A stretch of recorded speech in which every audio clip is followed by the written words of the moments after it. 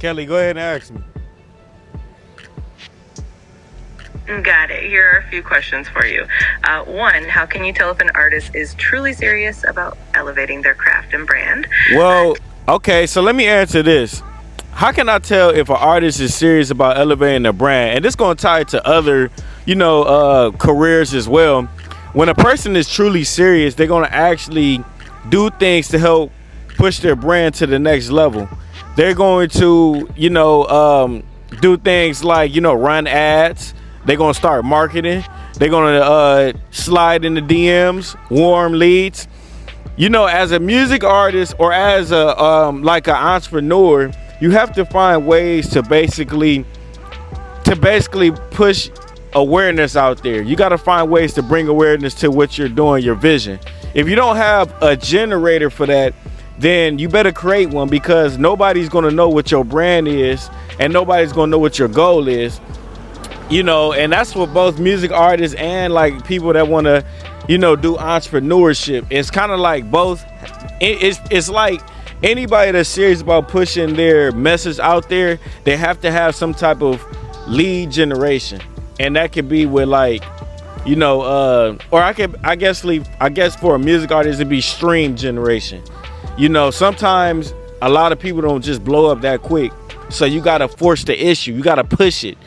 And when you do that, you start developing other techniques to get your music out there. So it's a very important skill to have, and it helps keep you motivated. But if you don't have that will and that drive power, then your competition just going to brutally destroy you. And like I said before, this is all muscle memory, and you can develop that muscle memory with fitness. Fitness teaches you delayed gratification and to work on something constantly every single day with minor results. But you know that you are chasing the big result if you put in the work. Absolutely. That's a great insight. It really does come down to consistent effort and having that drive to push the brand forward. And you're right. Fitness can definitely build that discipline and mindset that translates into other areas like branding and marketing. Thanks for sharing that. If you want to dive deeper into any other topics, let's go to the next question. Absolutely. Here's the next question for you. 2. What are some of the biggest challenges that music artists face when trying to get in shape, and how can they overcome them? I'll say one of the things is just attacking the minor things that people just overlook. When I talk to a lot of music artists, they're not even tracking their calories or their macros. So they have no type of information or no type of numbers to go off of. So it makes it harder for them to even get in shape. Whether they're trying to lose weight or they're trying to gain muscle or anything like that. If they have no knowledge on if they have no knowledge of their numbers, then there's no way for them to know if they're eating in a calorie surplus or a calorie deficit. And there's no way for them to know if they're taking enough protein for their body. So that's where SafeBet Fitness come in. I make sure and I prioritize calorie intake and protein intake, because I already know that it's bigger than just working out. You can work out as much as you want, but if your diet is not right, then you just gonna be working out for the hell of it. And you just got to realize that, you got to understand that mistake, and then you got to think about this to yourself. Like, do you want your body to elevate? Do you want to look like that action figure on stage? Do you want your brand to look different from the other, brands? So you really gotta think about that, because if you don't, then you're just gonna be burning the wheels. You're just gonna keep wasting time, and you already know time is of the essence when you're a music artist. You want to make it and everything as fast as possible. So you need to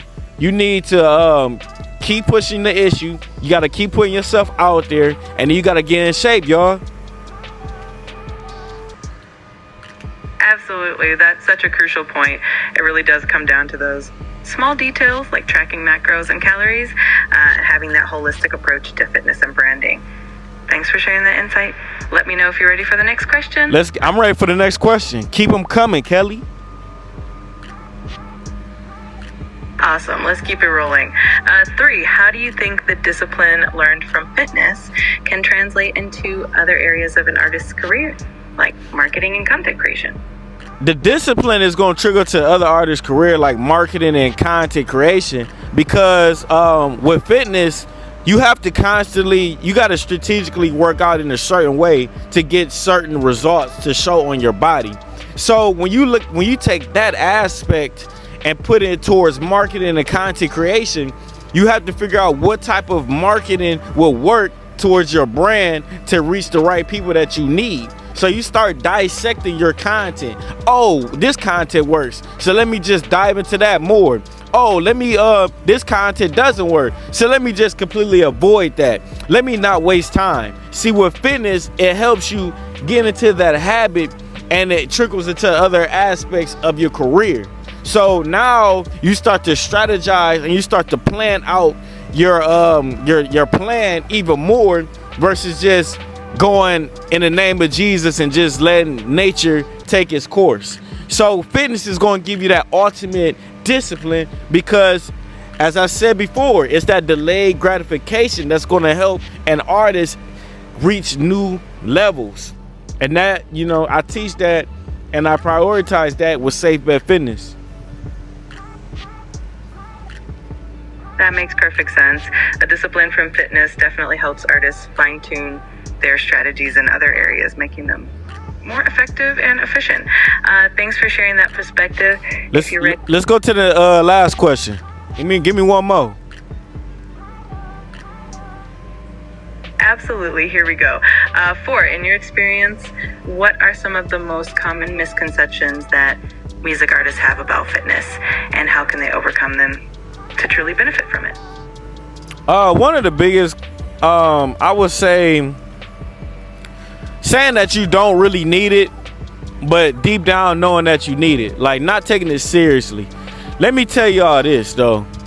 If you're trying to lose weight, you're worried about ops, right? But you need to be worried about like heart disease, diabetes, high blood pressure. You need to be worried about that too, because those are your ops as well, and those become undefeated. You can beat them, but they have a higher winning record due to not taking your health seriously versus your ops. You could beat your ops easily. However, when it comes to health, your ops, which is your health, might sneak and attack you and hit you with something that you can't even come back from. It's gonna come out of nowhere if your health is not right, if you don't prioritize health. So instead of just worried about your physical ops, you need to be worried about the health ops, because the health ops can take you out faster than the ops that you're looking at with the scope or with your switches. Your switches, you know what I'm saying, to fight health, you get them from the doctor. You get them from the trainer training you every day in the gym, and you getting in shape. That's the switches that you use against health. So the biggest misconception is thinking like, well, I don't need health. I could just be, overweight rapper, or I could just be this, skinny rapper or skinny singer. And then you don't realize that the health can sneak up and attack you and hit you with something massive. I'm talking about something that Terrence Crawford hit, old boy with, so you really got to prioritize health, because it really could come out of nowhere, and you want to at least give yourself a fighting chance. Oh yeah, Canelo, what Terrence Crawford hit Canelo with, so that's how health is going to hit you if you don't take health seriously. So really get in the gym and prioritize it, and that's all I'm gonna say. So look, I appreciate you, Kelly, for interviewing me. I'm in Pasadena, I think, somewhere where the mansion's at. You already know I'm from Ohio, so I thought only Beverly Hills had scenes like this, but I guess not. Kelly, I appreciate you. We're going to keep these interviews coming every single day. And for my artists that's watching, if y'all need to get in shape, y'all already know where to find me. SafeBet Fitness, or you know what? Just make it easy. Message me, Director Bets, and I'm going to get back to you, and I'm going to tell you, or we could just schedule a consultation call so I can see how I can help you out. You already know it's a safe bet. Let's get it.